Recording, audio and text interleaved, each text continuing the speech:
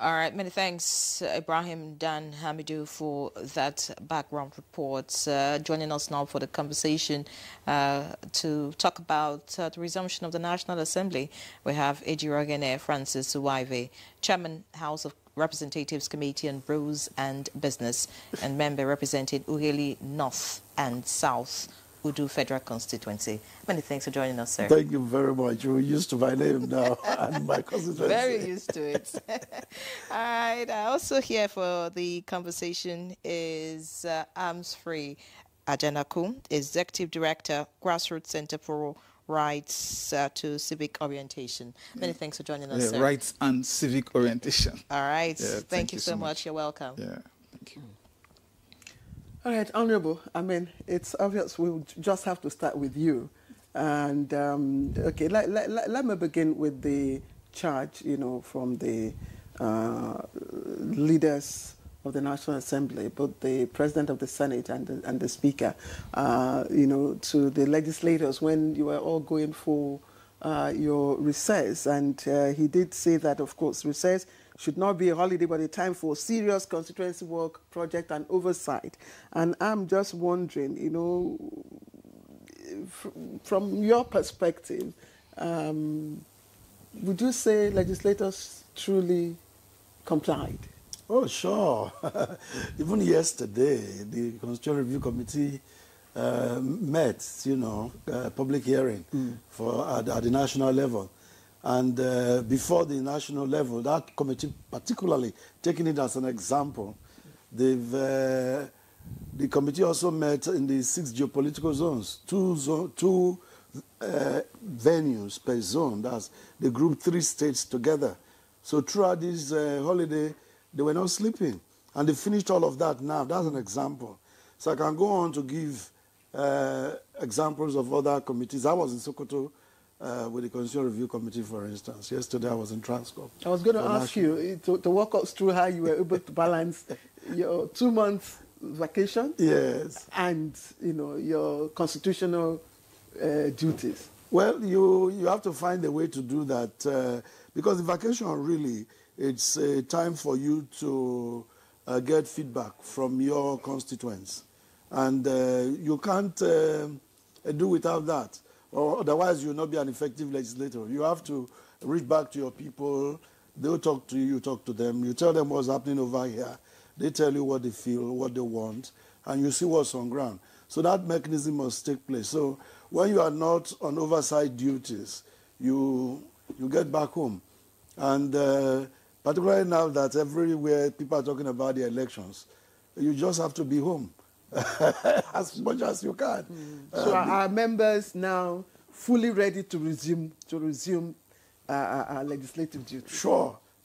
I know a number of members who have said they were getting tired of the holiday, staying at home, and you know the pressure that comes from being at home. The pressure when you're in your constituency because of where we find ourselves as a country. All right. You say that the members of the National Assembly were busy. Maybe you can speak for yourself, because I don't know if you can speak for all the members. I mean, for the House of Reps and the Senate, because of course, yes, we did see quite a few, on TV in their constituencies and, different projects being launched, but so many were not visible. You also talked about some willing to resume. Why do you think some are very eager to resume? You know, this matter of legislative activity, it depends on the individual. Nigerians, constituents should look at your legislator. If he is not attending plenary, if he is not keeping his office hours at the constituency office, if he is not doing his job you elected him to do, if he's not involved in oversight, you will know. And then every 4 years you know what to do. That's what Nigerians should do. But I must tell you that the vast majority of the members of this 10th Assembly were busy all through. I don't want to take the whole time. After that, I will give you details of committees, where they went, when and where and all that. You saw the one on the dam, the abandoned dam in the northeast that they visited. I saw it on NTA.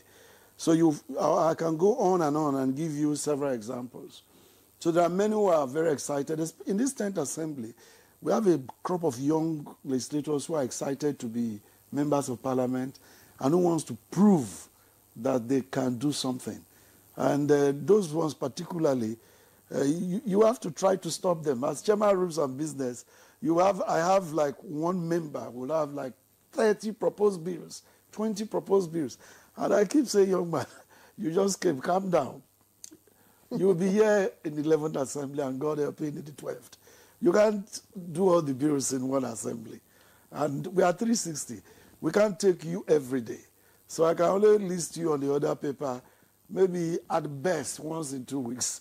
So you have to start putting that gentle pressure on them. So that's why I say they are excited, they are eager to come back to work. This eagerness, does this include the fact that, I mean, in the news we're hearing that members are complaining about the fact that contractors have not been paid who embarked in certain projects in their different constituencies. Could that be one of the reasons they are eager to return so that something can be done about that? No, I think what you are saying now is already being handled. Not just for constituency projects, every project in the 2024 budget. The House, the honorable members are like, these are Nigerians who have done jobs in 2024. 2025 is coming to an end. They should be paid. A committee has been set up, and that committee is working. Your station reported the meeting with the honorable minister, and the resolutions taken. The circular that was provocative and causing the delay has been withdrawn. And project verification is ongoing. And I'm sure those that are verified are being paid. So that matter is already settled, as it were. So I don't think it's part of the reason why we are excited about coming back to work. Okay. Because the papers still reported that story this morning. That's the reason I'm asking you. Of course, the National Assembly is the whipping boy of Nigerian democracy. If your wife refused you last night, National Assembly must be the reason why. We know that during the military, there was no legislature. So when you are in a democracy and you are learning, it becomes missteps here and there, and you keep growing. Unlike the judiciary that was there during the military, though under this control and, and the executive, the military had their commissioners, ministers, and all that, so everybody knew what to expect, but not for the legislature. So it's still a learning curve. So if people keep throwing stones, I wouldn't be surprised, because even in mature democracies, I must say that legislatures all over the world are not popular. They are asked to do the needful always. They are put on their toes. We do peer review with legislatures in other countries. So we go there, we watch them in session. We go to their constituency office, we talk with them. We know what happens. Recently, the Public Accounts Committee hosted the West African Association of Public Account Committees of Parliaments in West African countries here in Abuja. And we, on the sidelines of the proper discussion, you talk with your colleagues, what happens in your place? They go through the same. If I was sitting during one session with a lady from, I think she was from Ghana, and she was getting a text message asking for money. At that same moment, I was sending money to somebody. So she said, that looks like you are sending money. So she showed me a phone. Honorable, thank you. But leadership comes with some form of responsibility. I mean, that should also be part of your constituency project. The money is being sent to members of your constituents. But let's welcome Dr. Aminu Hayatu, who is of the Department of Political Science, Bayero University in Sorry? Kano, yes. Yes, Kano. Thank you very much for joining us. Let me bring in Amsri. Amsri is Executive Director, Grassroots Center for Rights and Civic Orientation, and I like that. And that's why Amsri, I mean, 2 whole months recess, and some legislators are eager to return. Some are probably they have not had enough of the recess, and I'm just wondering what you think about calendar vis-a-vis other democracies. Yes, so from the perspective of the citizen, we cannot say, the National Assembly, the legislature is not, doing its work. But the average Nigerian, that whole problem of perception between motion, and I think the introduction, to this program did a very brilliant work of outlining what those expectations are and what the loftiness of the citizens' understanding of how the legislative process should deliver on concrete realities in terms of their own lived expectations. So why the legislators, on the one hand, would say that, yeah, we are attending this conference, we are doing this, we are organizing constitution review, the citizen wants to prioritize substance over abstraction. And so I think that's where we see the disconnect. And even when the honorable member was talking about having to send alerts to someone and all of that, the citizen listening at home will be asking, some of the social investment programs which the National Assembly should be oversighting, have they been able to do a very thorough job of that oversight process? And so these are the questions that arise.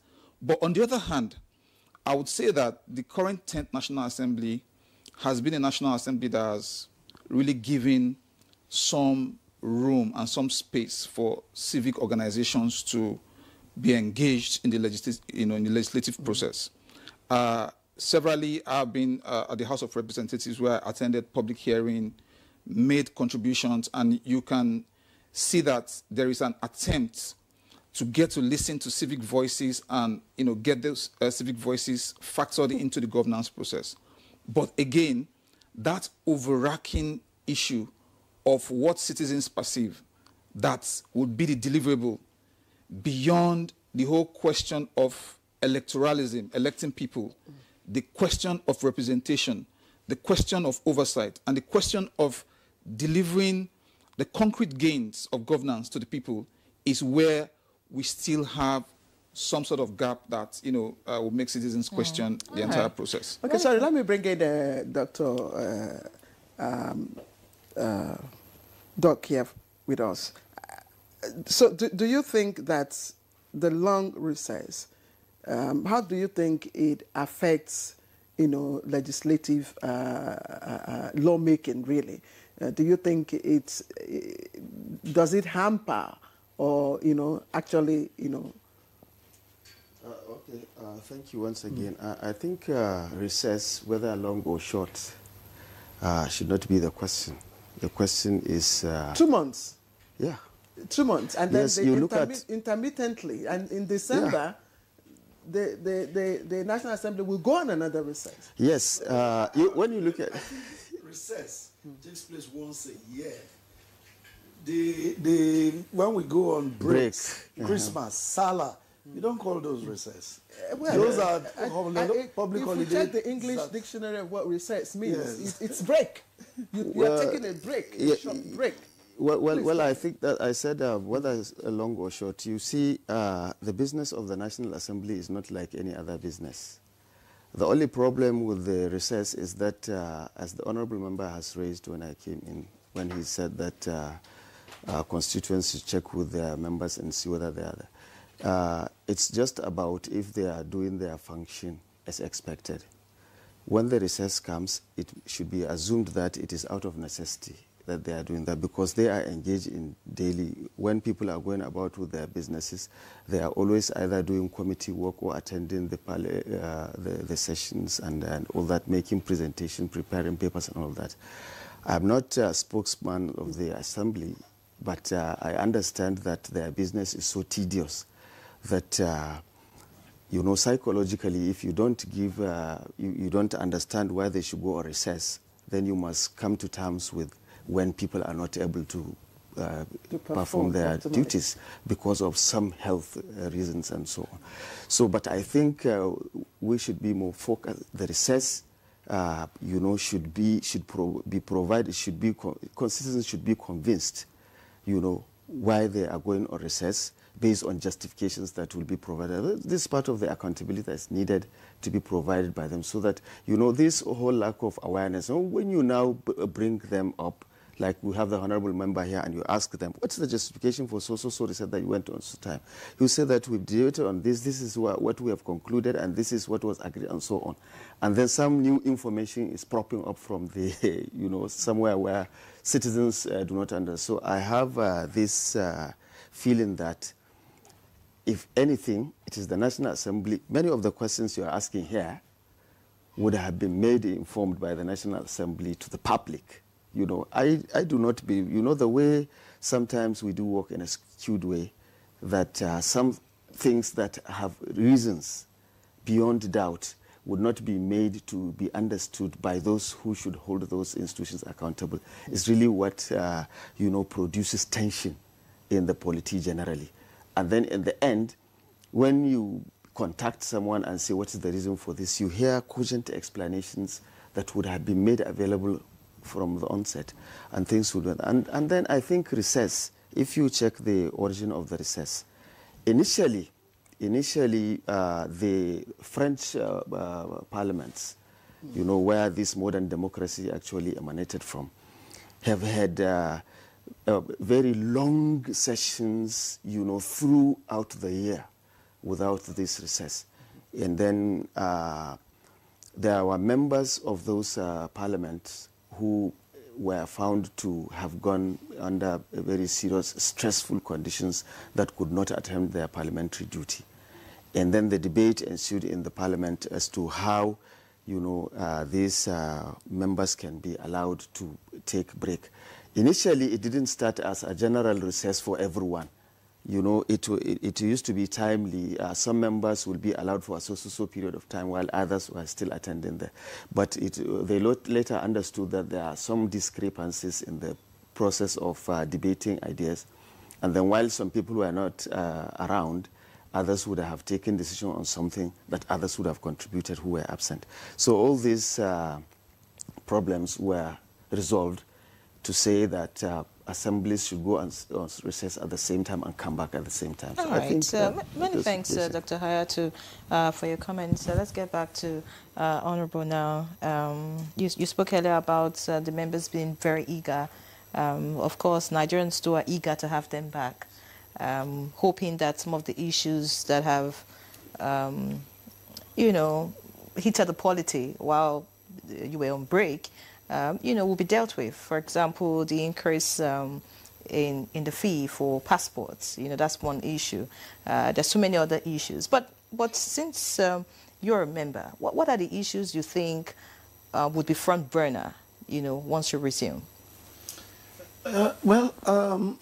First, I would say the issues that were on ground before we went on recess would continue from there.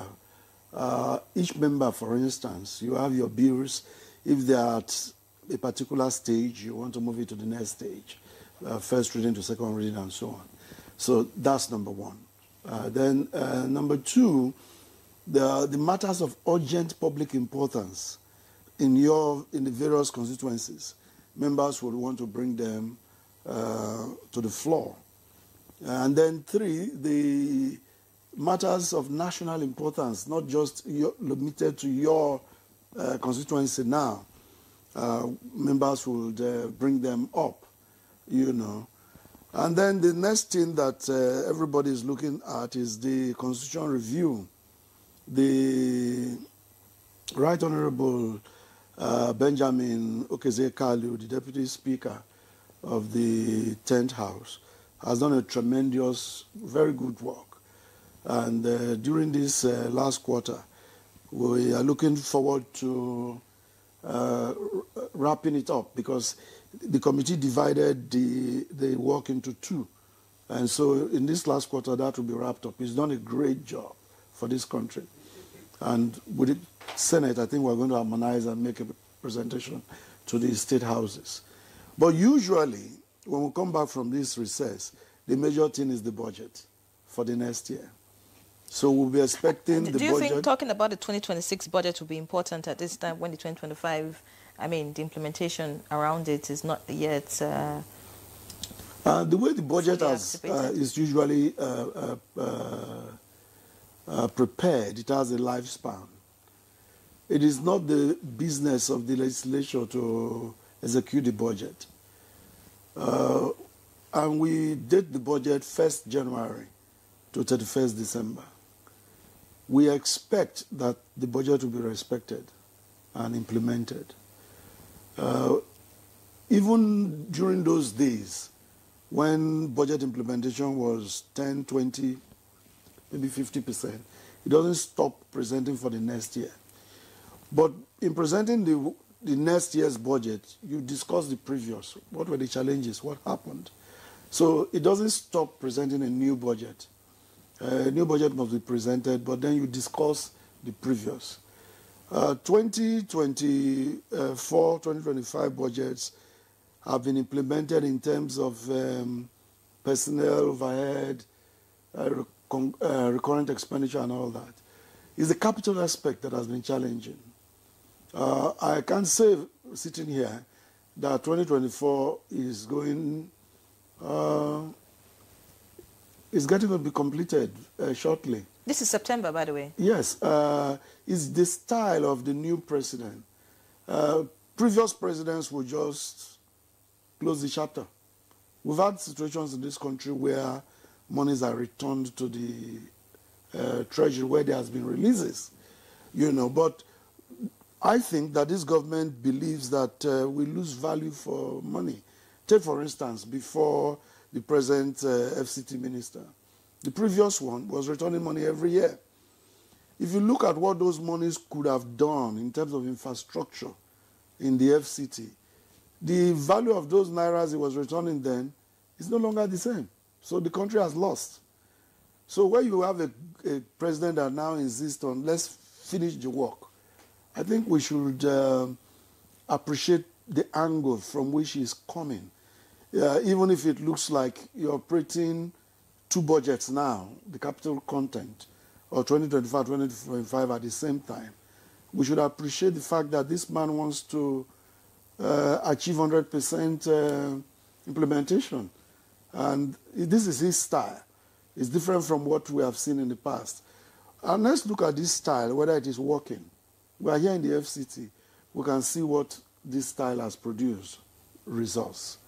So I think we should allow the president to continue. Don't you think that having two budgets or three budgets, because I mean, if you're working on 2026 very soon, so technically to look like about three budgets, I mean, no. So because 2024, well, about rounding off, 2025, I hear that by the end of this September, the capital part of it will be fully implemented. But I mean, this is September, just like 3 months to the end of the year. And then when you pass the 2026, don't you think it would lead to certain issues, maybe corruption or anything? No. By the time we are doing 2026 budget, 2026, the lifetime of 2024 and 2025 would have elapsed. The executive would have to seek for an extension of the life of those budgets if there is a need for that. But legally speaking, on the 31st of December 2025, the lifespan of those budgets would be over. All right. So the 2026 budget, when signed into law, becomes the budget in 2026. I do not see the presidency requesting for a further extension of the 2024 budget lifespan. You already said it would exhaust, completely be executed, all the capital projects at the end of September. So it's 2025 that is the likelihood that the capital content will be extended further into 2026. And I don't see anything wrong with that. It's good for our country. And we'll allow you to, take a breather. We'll come back to you. And I also have a response to the earlier remarks about, the quantum of, issues that you have. You said if a woman refuses, the husband, the legislators will be blamed. I will respond to that when we come back, because we have Professor Kabir Mato, who is joining us via Zoom. Professor Kabir Mato, I'm sure you're smiling. You heard the honorable House of Reps member. But please, let's look at the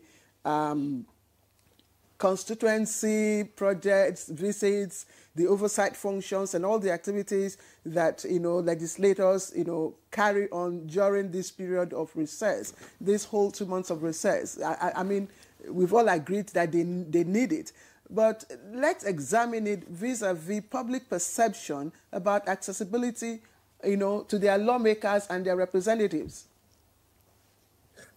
Well, thank you very much, Claire. Thank you very much, John. Good morning, Nigeria.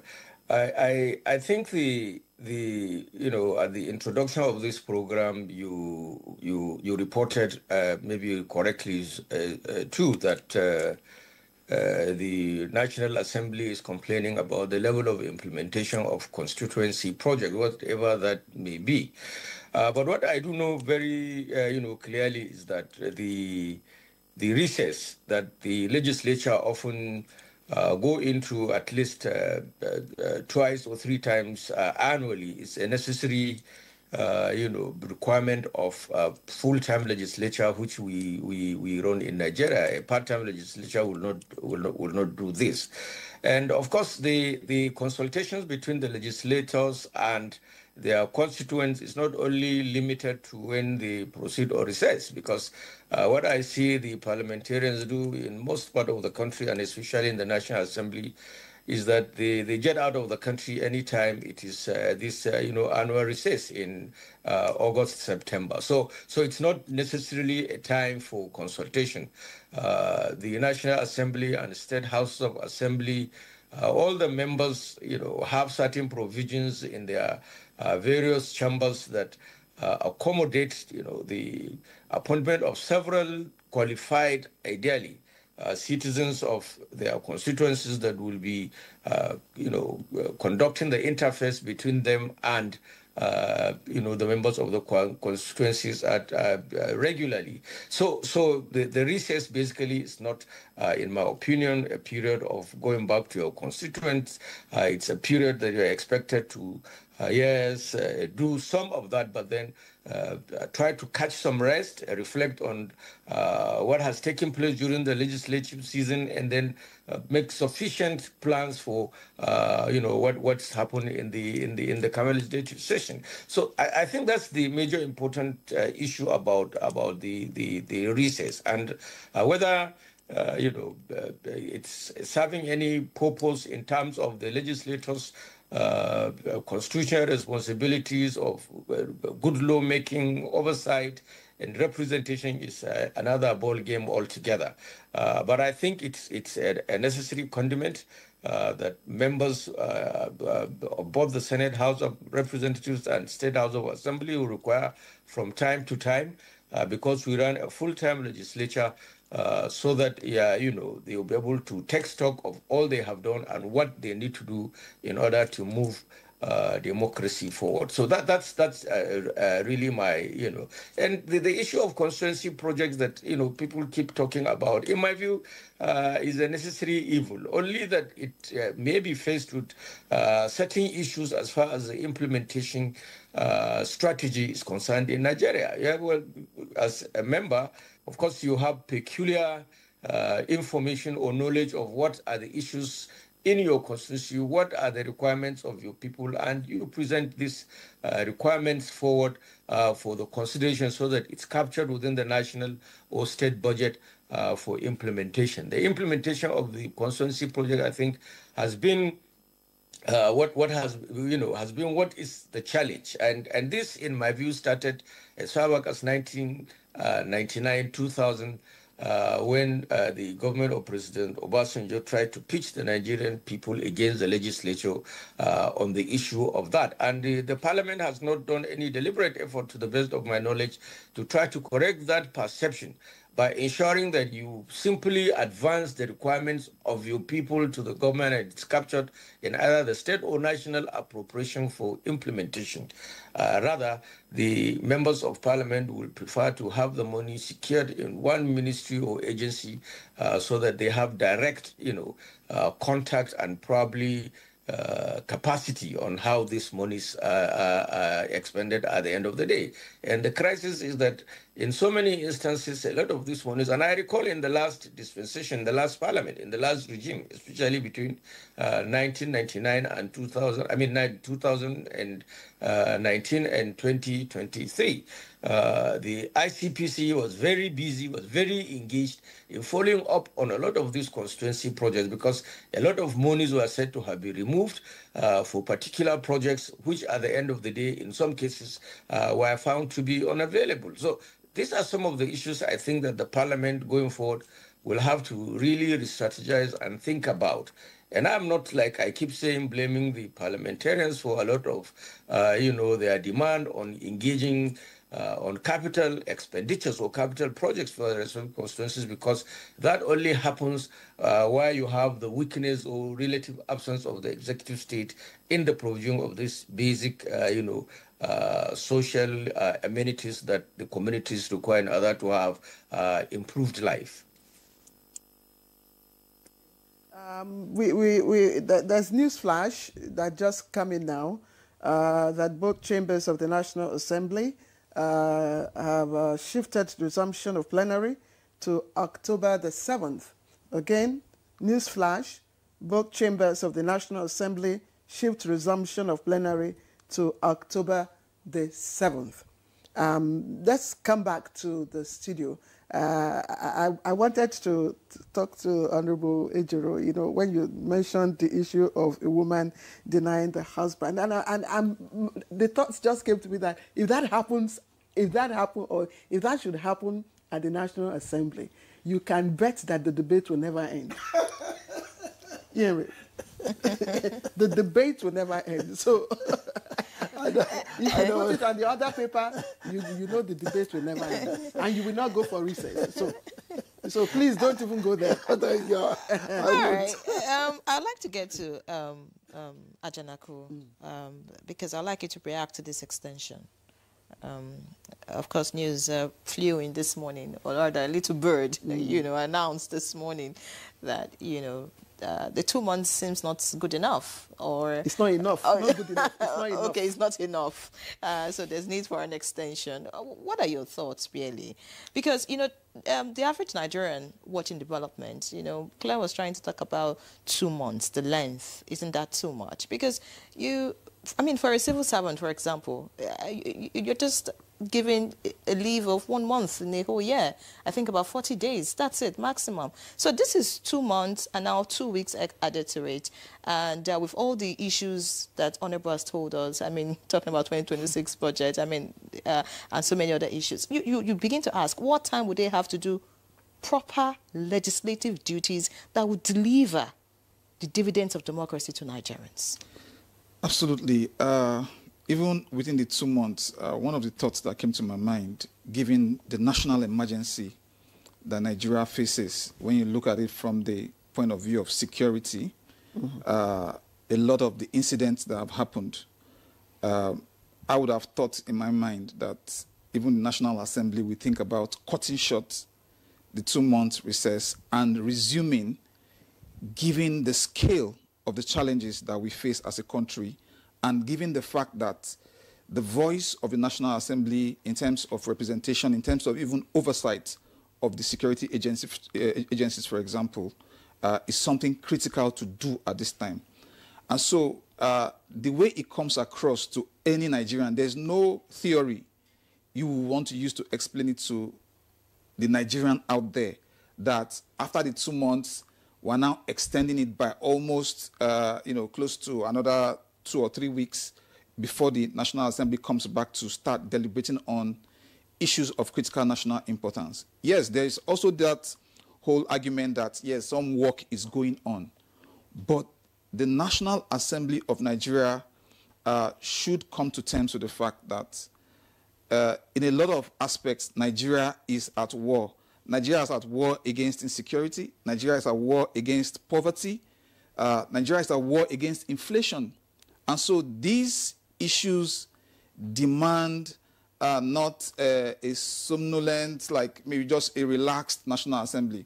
It demands a National Assembly that has its hands on the wheel, that is driving the process of governance and ensuring that it's able to hold the executive accountable and also push the executive on some things that have to do with the welfare and the well-being of Nigerians. So on that score, I think it's not a good look for the National Assembly to be contemplating or already talking about that they are extending that. Then, having said that, there are a number of issues that are also germane, which the National Assembly has a responsibility to look at before the year runs out. And I would mention, for example, the electoral process. Before we even get to that, just give that. Before we get to that, let me just quickly take the news flash that just came in. Again, the National Assembly reschedules resumption date of plenary.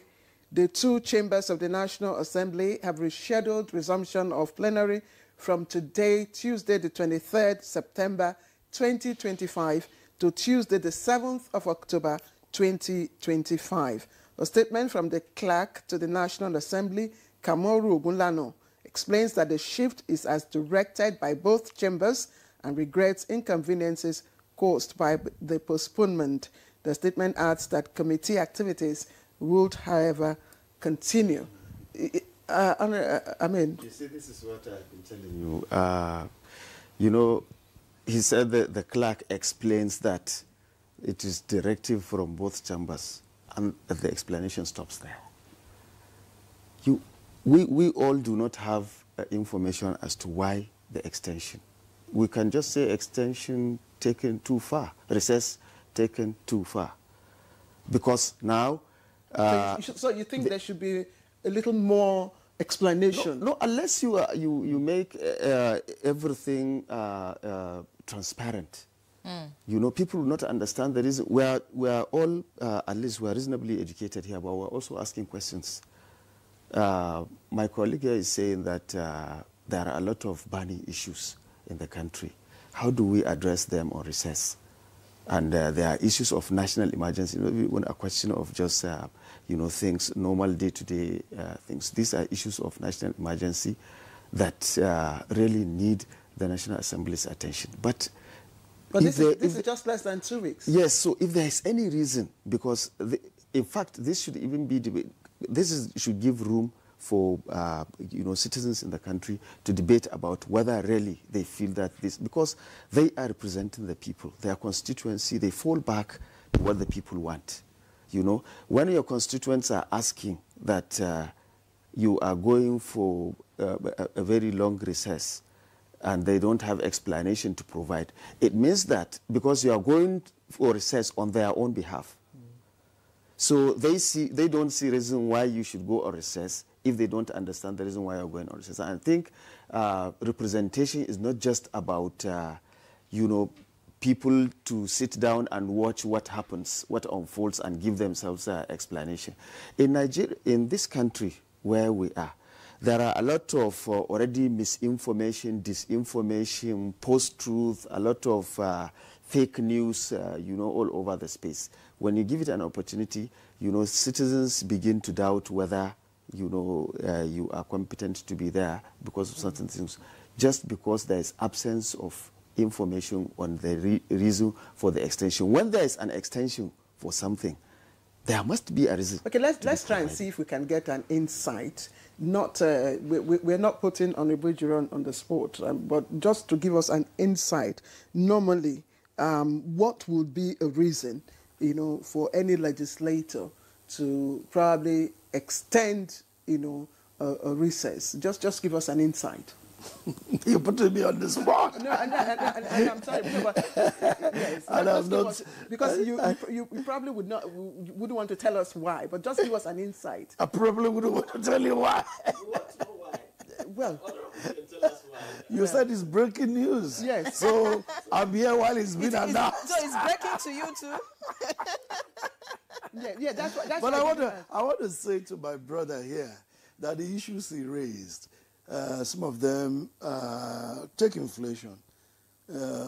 Inflation is going down. Everybody has acknowledged that. So it's not a matter that is urgent to... There have been matters, there have been times in the past where we're called back from recess, particularly in the Ninth Assembly, to come back to discuss urgent matters. So we do that. That we have not done it this time is because there were no such critical issues of national... meanwhile, the committees were working. We must give it to this government that the inflation is coming down because you referred to that. So our country is getting better.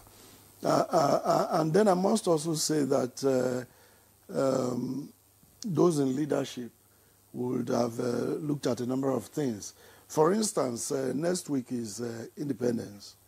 And ordinarily, even if we had resumed, say, 15th of September, for instance, when you get to the week of Independence, you wouldn't sit that week also.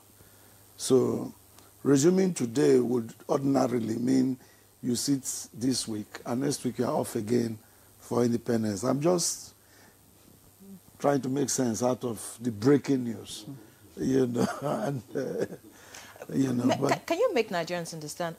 You talked about the fact that oversight functions continues. Speak to us about the benefits to members of the National Assembly. Are all your benefits intact when you're on recess?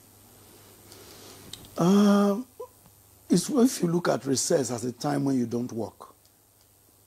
And then if you look at the average worker, when you're on leave, you still get paid. In fact, you are paid leave allowance. But we are not paid a recess allowance. If anybody brings that up... There's no leave allowance. You are paid your salary. There's no leave allowance. You said? We don't get leave allowance. No leave allowance. In NTA? No leave allowance for civil servants. Okay. If you are on leave, you so we don't get recess allowance. I've never been in the civil service. Are there allowances for your oversight functions and all? No, just provisions for it. For instance, if I'm going to go to FRCN for an oversight, there must be a provision of vehicle to get there. There must be water to drink. Anyways. So all those basic okay, things. so technically the benefits are not changed. Sorry. You know, because he is a representative. I mean, you are a lawmaker. Yeah. You have your constituents. They are watching at this moment. Yes. I do understand you don't want to go into details of the, resumption shift. But just give us some clarity. Your constituents would certainly want to know, I mean, if this delay won't affect, other legislative assignments. I don't think so because, usually in Parliament, the size of the order paper depends on what is happening in the country at the moment, I am Chairman of Rules and Business. The order paper we had prepared for today and the notice paper for the week was very light.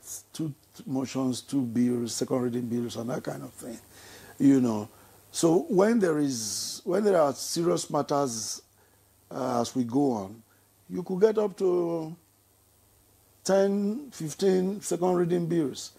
So if anything comes up within these 2 weeks, it simply means that we should be getting ready for longer sittings when we resume. It means that it's going to be more work and more stress to the individual members. If you look at the legislative work, one of the things that affect us mostly is stress. And you find that many times when people leave the National Assembly, they don't live long.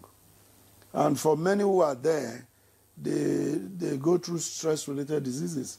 In the Ninth Assembly, we lost, 9 or 10? In this assembly, we've lost quite a good number. I don't want to talk about negatives. All right. So it's quite a pressure being in the National Assembly. But you beg to apply, and your constituents sent you there. Okay. So they didn't force you in. All right. But nothing will get bad. When we resume, we'll load our order paper, and we'll tackle everything that needs to be tackled. Remember, time passed, we've given up our Christmas holidays. While Nigerians celebrating Christmas, we're working. We've done that in the past, and Okay. we'll still do that again. All right, many thanks. You spoke earlier about the members who were eager to resume. I'm sure they'll be disappointed with this breaking news, like you claim it is. But speak about internal. You said it's breaking news. But you also said it's breaking to you. You know, I'm a bit surprised about that. But speak about internal squabbles. I mean, this assembly we've seen a lot of issues, contentions amongst members. Do you think that with this resumption, there'll be some form of, I do not know the word to use, some form of peace, amongst members? Are we going to see all the issues, in different quarters being laid to rest? Or you think that Nigerians should get prepared for another phase of, issues, especially political tensions now that we're planning towards 2027? Or rather, politicians are already scheming towards 2027. If you study the parliamentary year session in each assembly, you'll notice that where we have gotten to now, it's no longer the time when it's popular to rock the boat. Because at this time, most people are thinking about re-election. We have a year, 6 months thereabout left. Most people are now thinking about how to get re-elected. So I do not foresee any, not even a storm in the teacup. I don't expect that to happen. Most people are looking forward to how they will secure their own seats. I don't see any problem coming up. No, the time for that is when you elect your leaders newly, committee chairmen are appointed, and there's some dissatisfaction. And then as the tenure goes on, there's some conflict. We've passed that stage. We have reached a stage where each person is looking forward to the 11th Assembly. In fact, if you look at the trend, during this kind of period, attendance dwindles because those who don't used to do things in their constituency will now be more focused there, attend town hall meetings, try to garner support, make sure you win the primaries. So it makes activities on the floor normally to slow down. I'm not saying that's what is going to happen now, because when we resume, it's going to be a full flare of activities, particularly because of the budget the time to handle has become shorter, All right, so, Honorable Jure, thank you. Professor Mato, in the sense that the average Nigerian, the constituent, can understand and apprehend and can relate with, what, from your perspective, is or should a productive legislative year entail? In terms of, is it in terms of the number of bills passed, or is it in terms of, effective budget, implementation oversight? I mean, just give us your perspective. Well, thank you very much. Let me start with the issue of budget before I come to the issue of lawmaking. Yes, budget is an integral part of lawmaking. In fact, it is the most important law that any legislator makes. But in the Nigerian scenario where we have a new development that, two budgets run concurrently, I'm not a lawyer, but I think that's not in tandem, with the provisions of Western liberal democracy. Yes, it is allowed that if what is budget, by the way? Budget is simply a financial statement of income and expenditure of any particular government for a period of 1 year. And regardless of, it's just recently that we returned to January, December, frame. It used to be from April until the 31st of March the following year. But what we have today is that we have a legislature that continues to roll over, a budget. We know that if a budget is before the National Assembly and it's unable to be passed, the federal government will have a grace of about 3 months or so within which to ensure that everything is coupled so that a new proposition, can come up for. So I'm saying, therefore, that the expectation of Nigeria will be to see that the government has absolute respect for appropriation laws. The appropriation law is the most important law that any legislature makes. And in the case of Nigeria, the National and State House of Assembly, the appropriation law is most important. So there must be respect for it. It's not a guarantee that government should continue to, throw the last year's expenditure over this year. There are ways and means of accommodating same projects that are ongoing in the new proposals. So why do you have to continue to do that? That's one area. I think Nigerians will gladly like to see a very clean slate, in terms of the implementation of our appropriation laws from one year to the other. That's one. Secondly, the issue of lawmaking. I don't expect that the parliament should be a Ramco-free enterprise. Not at all. Anytime that the parliament is so quiet and in tandem working with the executive arm of government, then of course citizens have reasons to be scared. Citizens have reasons to be afraid because it suggests a lot of collusion. It suggests a lot of personal satisfaction or personal interest of those who are in the executive and the legislative arm of government.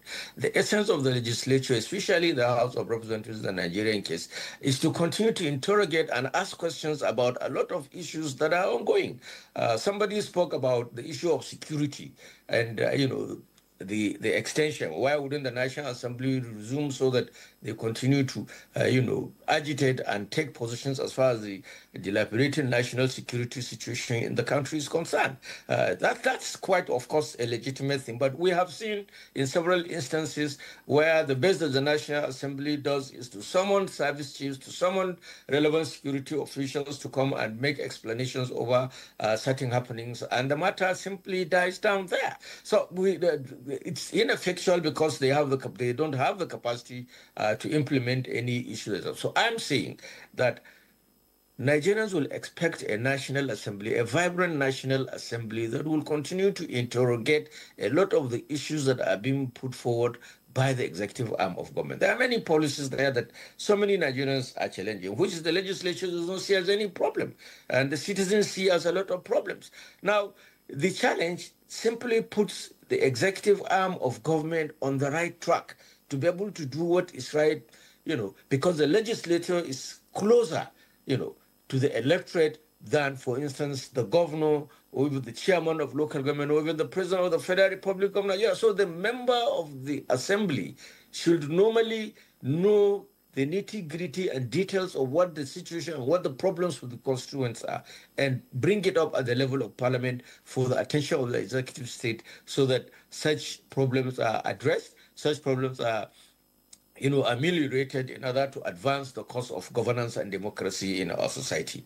But, in the last 2 years, honestly, my assessment of the National Assembly as far as this, I'm not asking for I'm not asking for crisis, for God's sake. I'm not asking for crisis. I always give an example of when we started this journey in 1999 to 2007, given the background of President Obasanjo, a former military head of state, and so many other things. And then the vibrancy of the legislature, especially the House of Representatives, that is populated by very young, and vibrant citizens that require explanation for any action that is taken.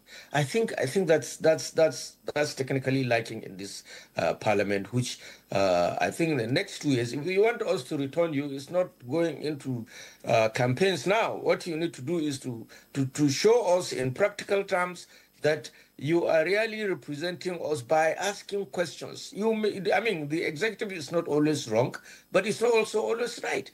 A situation where everything is forced or passed down the throats of the parliamentarians, I tell you, does not signify a healthy working relationship between the two major arms of government. But what it does, I remember, as a student of political science, I should tell you the parliament is the most important of the three organs of government in democracy. The constitution has not said so.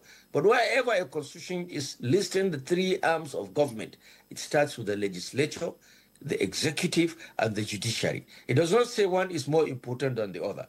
But then the parliament, anywhere it is the foundation of democracy. let me beg you to to hold on. We'll quickly take a short break. When we come back, I'd like to also ask the House, because, you know, some MDAs have often complained of half or delayed releases of their capital projects. And would like to find out if how much oversight weight, you know, has the legislature brought on the implementation of capital, you know, the budgets 2025, and of course the capital project of the 2024, you know, but that's when we come back from this break. Welcome back to the program. Good morning, Nigeria, live on the network service. We're having an interesting conversation. I know, Nyere, you want to take the next questions or set of We comments? have messages, Okay. you know, from our viewers. By the way, if you want to send in your questions or comments, please feel free. The number is on the screen. I'll just quickly read a few. This one says, most of these legislators are eager to return to Abuja, not for patriotism, but for personal gains. Watch and see if they will sit in Abuja come next year. Many of them only know Abuja in the first 2 years.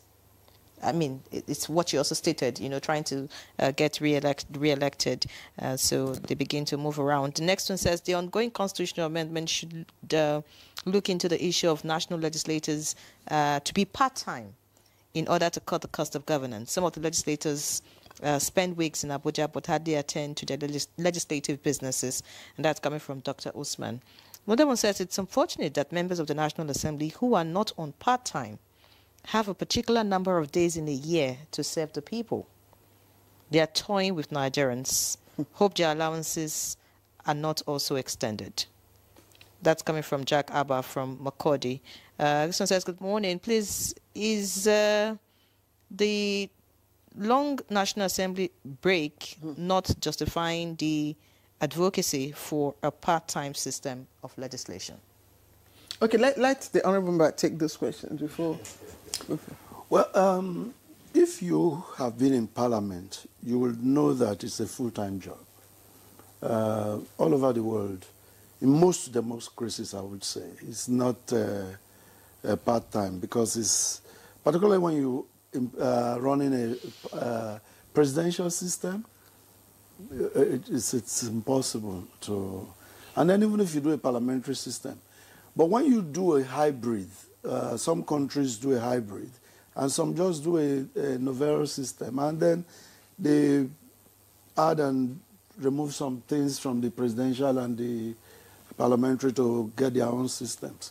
But if you want to do part-time in Nigeria, it will be very challenging. The people think, the only people who talk about part-time think legislative work is only done on the floor, that's in plenary. But the truth is that what happens in plenary is just a show. If I were going to plenary today, for instance, I could be on my hat and my wrapper and, you know, my traditional attire. Yeah, my traditional attire.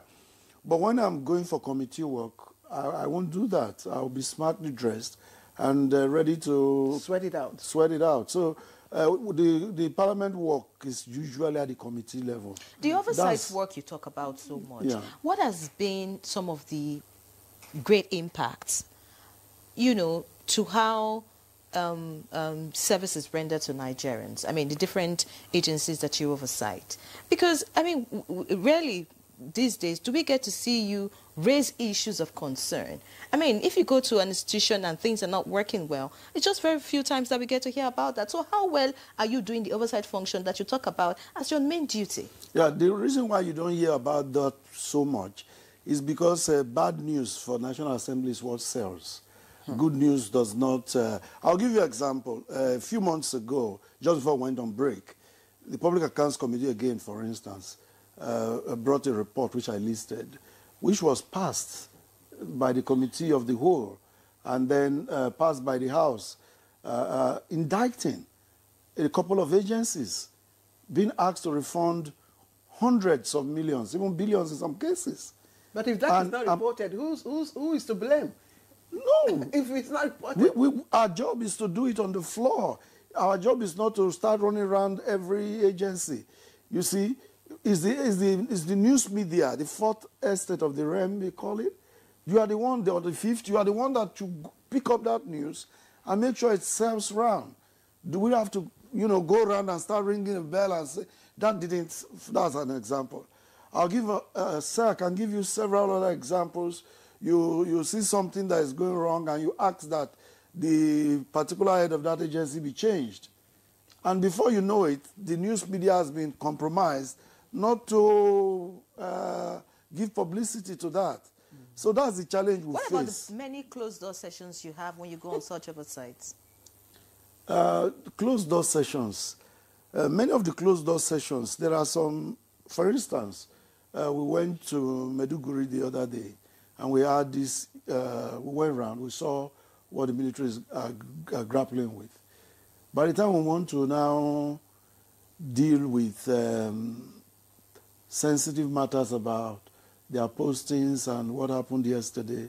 What makes them you have the sensitive? press out. What makes them sensitive? I mean, because You want to tell your No, opponent security microphone. how the military is being deployed. You want to mention specifically those who were lives that were lost at such point. You don't want to do that. We understand But that. then if you even go into, the other day we were in Kano to look at the electricity distribution company. After they've done everything they should do, you now are scrutinizing their books. You don't want to indict somebody who, there are some things you may not understand. And you are now asking, why is this like this? And I'm an accountant by training. There are some who may not be. And then they see a figure in the book, and then they ask a question that might be out of point. But then the press might pick it and say that problem is there in the Kano disco. Let's So those are some of the things. But Nigerians have reached a conclusion that at the closed-door sessions, money changes hands. I wish it was so, because when I got into National Assembly... Oh, really? Yeah, I wish it was so. If you check the proportion of those who are affluent while they are there and those who are affluent when they leave, the proportion is very small. Take those who flound their vehicles and everything, who have left.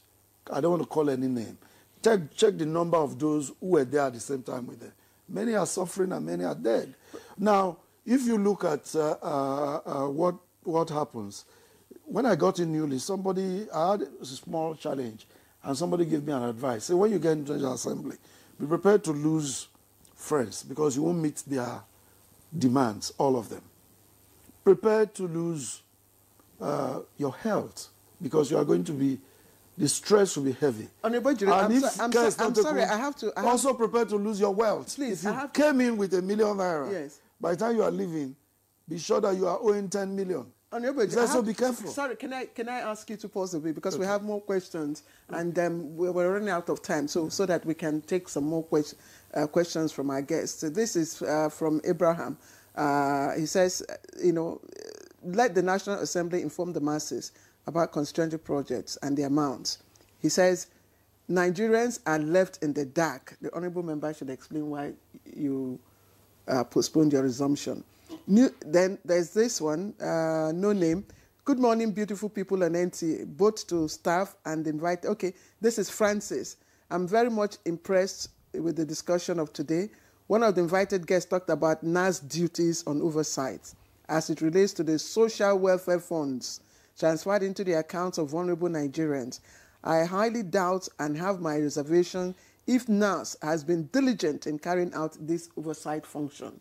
And like I also said, the oversight, what is the oversight weight that you bring to bear in the implementation of capital releases and all that? Because a lot of MDAs complain of either the delay, half releases, or have not even received their capital. Yeah, I'll begin from the value of constituency project. It's there in the open. It's always stated in the annual budget. If you don't want to do the hard work, there are some civil society organizations that help with that. Budget it, for instance. So these days, on your phone, you can Google it and get it. So to say that value is being hidden is not true at all. It's clearly stated in the budget. and you have access to the budget online and everywhere.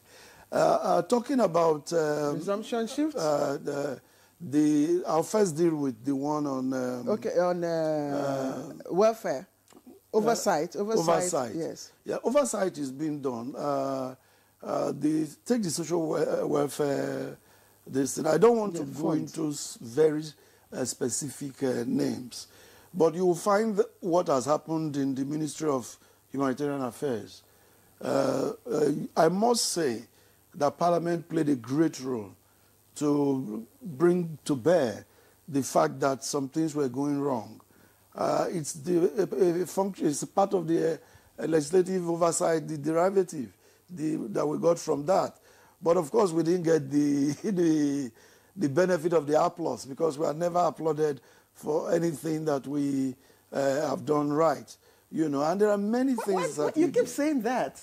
You keep saying that. Yeah, these gentlemen have praised the National Assembly. Oh, thank you very much. They have had good words. Professor Mato has also said good words. Thank you very much.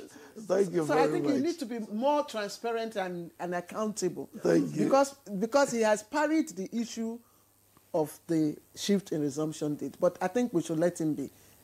Yes. I think starting from that very last point that the honourable member made about appreciation, we in civil society are not in the business of demonizing this key institution of the state, because we know that it's a partnership to deliver the gains of democracy, the benefits of democracy. Because if we say that democracy must have a utility value, or what is called the utilitarian value of democracy, then you can't but work towards a key institution like National Assembly succeeding and delivering those gains to the Nigerian people. And you can also see it from the comments that have come in so far, that people want the process to work.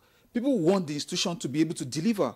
People want to see successes for which some of the frustration we see is, number one, I think National Assembly also needs a lot of proactive disclosure of information. So some of the reactive disclosure of information we see, people have to push, people have to, kind of in the social media parlance, drag before information comes out, is also a part of the problem. And then, even before we came on set, I was discussing with the honorary member where he said, in terms of civil society work, he has been a pillar of support for the civil society in the National Assembly. I applaud that. We would like to collaborate. We would like to be able to take some of these good things that are happening. But if we also see things that are not working well, we should be able to look them in the eyes and say this is not working well, exactly. and the Nigerian people are not happy about this. Answer, thank you, please. We just maybe 60 seconds, because we have. Yeah, before we hear from Dr. Hanatu as we round off, there's this comment here from a viewer. It says, "Hello, good morning, Nigeria. I'm Ahmed Ibrahim. If a legislator in the House claims to be unaware of the sudden extension of recess, does this not point beyond the lack of unity to deeper issues of transparency, internal governance, coordination, and respect for due process in the Senate and House of Reps when urgent crises are facing Nigerians?" I think Dr. should respond. No, I just want to say that I think, in my viewpoint, the National Assembly need to be 60 seconds, more proactive, like he said, because you blow your own trumpet. He made them mention that they're not going to go chasing media men to come under, but they have to, because this is part of the accountability that is expected by Nigerians. And you have to strategize as an assembly representing the people. So if it means, going to the extent of producing this information for the public so that they don't ask any further questions, they are convinced and satisfied with what you are doing. Because already you are explaining here, Honorable, and I think that this kind of explanation should be made open to the public even when you are not here. Thank you. Professor Mato, in 60 seconds, please. In 60 seconds, what do you think should should the gavel strike first? Is it budget, 2026 budget? Is it the constitution amendment or electoral reform? Well, I think electoral reform here is most important. Budget is necessary. Budget is critical. You can't do without the budget, but not in the manner that the present administration is handling it. And most importantly, also, I think it's time for the Senate to realize that it is the Senate of the Federal Republic of Nigeria, and its leadership must not, assume all powers, of the Almighty. So what I'm saying in essence is that there is a need for the Senate to respect the ruling of a court and allow the senator that was suspended for a long time to return to the Senate. It's an allegation that is under prop, and I don't think if the president of the Senate is a Senate. He's just first among equals. And it's a mockery on Nigeria's democracy. It's a mockery on the Nigerian Senate. And I think all well-meaning Nigerians should take to the Senate so that, Senator Natasha is called back immediately. It's a national embarrassment. Sorry, hold on. Yes, you have the last word. Yeah. Yes. The 10th House of Representatives has brought in open NASS a week every session, every year, where you can go in and ask any question. You can see anything. Right Honorable Tajuddin Abbas, PhD, as Speaker, the Right Honorable Speaker, has instituted the open NASS. And this 10th Assembly is one of the most open in the history of our country, and it's going to be more open as we push for that. So are you going to be open to Ibrahim's comment? Ibrahim Wada, she just read a comment, a message from Ahmed Ibrahim.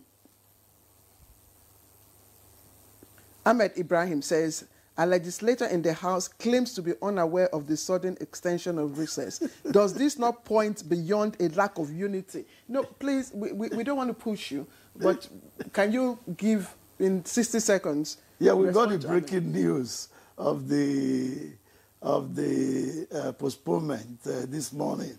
And so we're going to interrogate it, of course. And it was signed by the clerk. Members are going to interrogate it, of course. All right, thanks. It's time to put off our mics and... Indeed. I like that. Yes, we need to put off our mics. Oh, you didn't get your 60 seconds. We have put off the mic. So, some other time we will give you the opportunity.